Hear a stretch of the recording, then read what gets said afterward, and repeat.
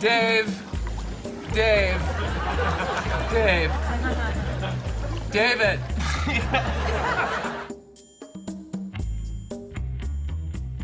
Number 10. Stefan and Shy. The brainchild of Bill Hader and John Mulaney, Stefan was introduced in 2008 and quickly became a fan favorite. New York's hottest club is Burns. The world said goodbye to the Weekend Update correspondent, whose knowledge of New York City's most bizarre hotspots was both hilarious and unparalleled, in 2013. But since then, Stefan has still found time to make a guest appearance or two. Do people still use the word?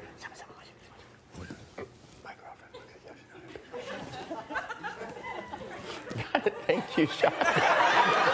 In 2018, Stefan resurfaced, along with his lawyer Shy, played by Mulaney, and wasted no time getting everyone to crack up, including Hader and Update hosts Colin Jost and Michael Che. Hader laughs throughout the entire sketch, leading us to believe he was reading the script for the first time. How else do you explain it? And he whispered in my ear to make me laugh. He said, my girlfriend, because my girlfriend works at Yoshinoya Beef Bowl.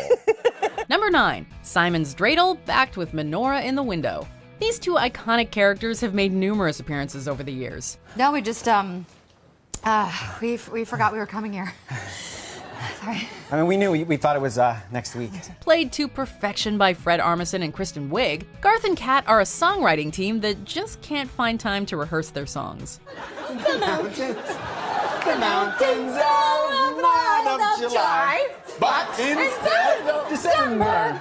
In fact, to get into character, Wiig and Armisen never rehearsed their performances, something Wiig called, quote, freeing and fun.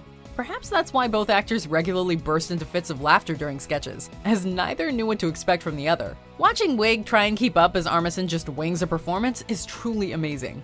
It's no wonder they couldn't keep it together.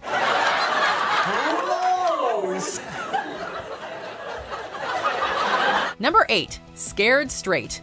This sketch from 2009 had no shortage of top-notch comedic talent. We caught these kids drinking beers behind Pathmark. Tracy Morgan, Kenan Thompson, Jason Sudeikis, Bill Hader, Andy Samberg, and Bobby Moynihan are all featured. And when that many funny people are in a room together, things are bound to get a little silly.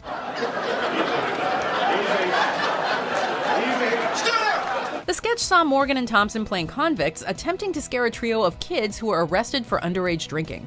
The only problem? They keep using the plots of popular movies to describe prison. All right.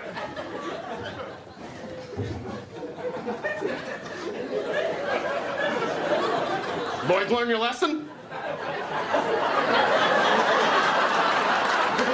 Thompson and Hader are the worst offenders in this one, but everyone cracks at one point or another. You try making it through without letting a smile creep across your face, cause this here is real. Number 7. Family Feud Celebrity Edition, NBC versus CBS. As longtime friends and collaborators, it isn't exactly surprising to learn that Justin Timberlake does a mean Jimmy Fallon impression. So great, celebrities playing games, nothing better, so fun. Am I right, man? He got to bust it out during a 2013 appearance on SNL during a game of Celebrity Family Feud. And guess who was also playing? Jimmy Fallon. Jimmy Fallon, are you kidding me? That is how it's done, my man. He's so great, am I right? Fallon, who is infamous for his inability to keep it together during sketches, was playing The Big Bang Theory's Jim Parsons. The two celebs went toe-to-toe right off the bat, and immediately had to turn away from the camera to hide their laughter. So many great answers. So many. They're so great. So great, my man. But Steve. Later, Timberlake's impression was so accurate, it caused Fallon to duck behind his podium, struck by a serious case of the giggles. So great, it's classic Fallon. Number 6. Donnie's Party. Introduced in 1999, the Boston Teens made regular appearances during the run of Jimmy Fallon and Rachel Dratch. I would be Gryffindor. You are Hufflepuff and you know it. You are. Known for their thick Boston accents and love of the Red Sox, as well as for constantly bickering and making up, the characters regularly caused others to bust a gut. Bro.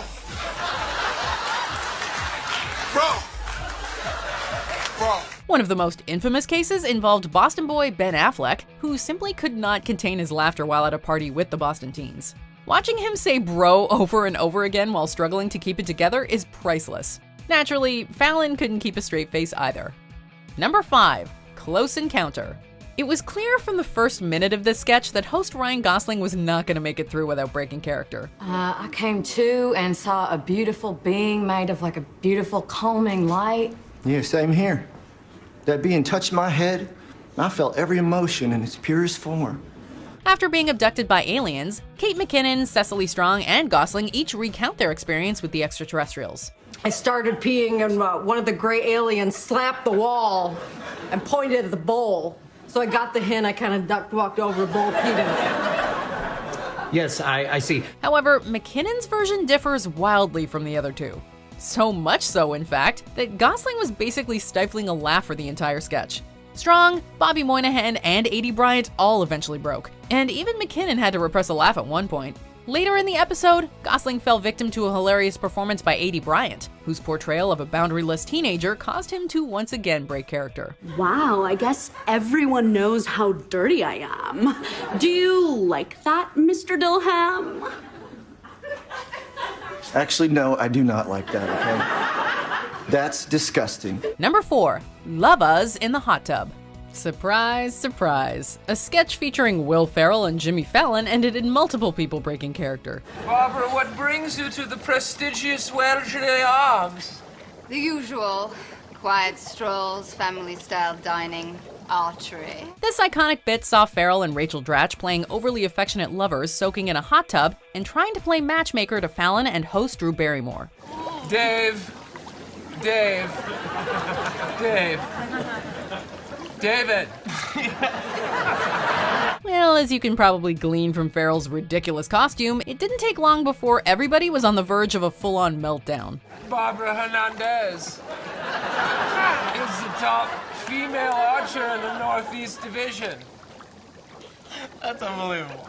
Tack on the fact that Ferrell later admitted that the goal was to, quote, make Jimmy Fallon laugh, and you have the recipe for a sketch that's guaranteed to have multiple broken characters. Need more proof that Ferrell is a character-breaking machine? Check out his Short Shorts for the USA clip.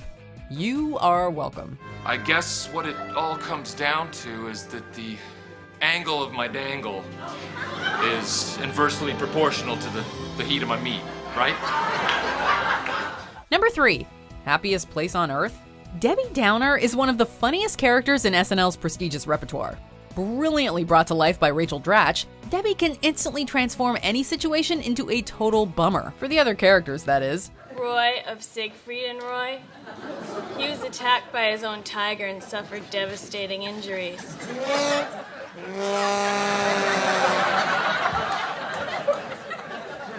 As far as the audience, cast members, and viewers at home are concerned, she is a riot. One of her most famous appearances occurred at Disney World, where she somehow managed to ruin the happiest place on earth with her depressing anecdotes. While Fallon breaks first, shocker, Dratch is not far behind.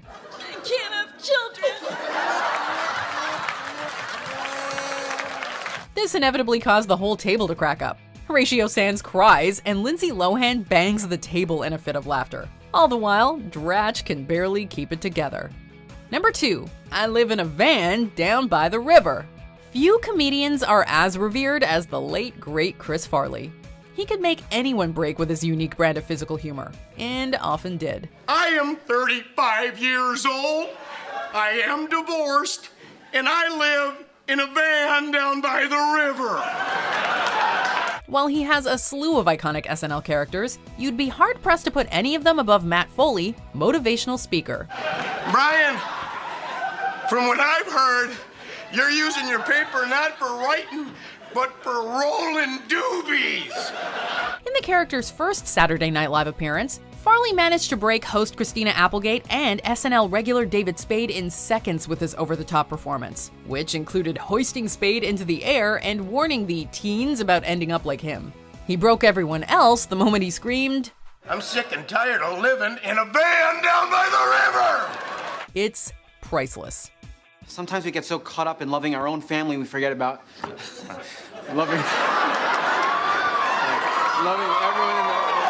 everyone in the world. Yeah, that's right. Okay? Right. You gotta go! For real, you gotta go!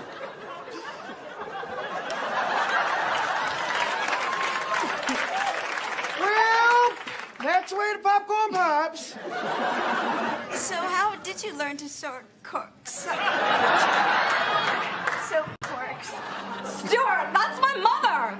Show some respect. Yes, Mr. Stewart, and she's going to be a grandmother soon. Wait, what? Rosa, silencio, por favor. Karina, how can you be pregnant? We haven't been physical in 7 months. That looks pretty routine. Number 1. More Cowbell. Featuring vets like Will Ferrell, Jimmy Fallon, Chris Kattan, Chris Parnell, and Horatio Sands, not to mention the indomitable Christopher Walken, More Cowbell is the stuff of sketch comedy legend, and was so the second it began to air. Are you sure that was sounding okay? I'll be honest, fellas, it was sounding great, but I could have used a little more cowbell. The cast plays Blue Oyster Cult, while guest Walken portrays record producer Bruce Dickinson, a man who has a fever for more cowbell. Watching Ferrell gesticulate all over the room in a shirt that is way, way, way too small is absolutely side-splitting. I'd be doing myself a disservice and every member of this band if I didn't perform the hell out of this. Walken breaks, Kattan breaks, Sands breaks, Fallon breaks, even Ferrell breaks. In the pantheon of SNL's worst or best character breaks, this one takes the cake, or as the case may be, the cowbell. Did you enjoy this video? Check out these other clips from WatchMojo, and be sure to subscribe and ring the bell to be notified about our latest videos.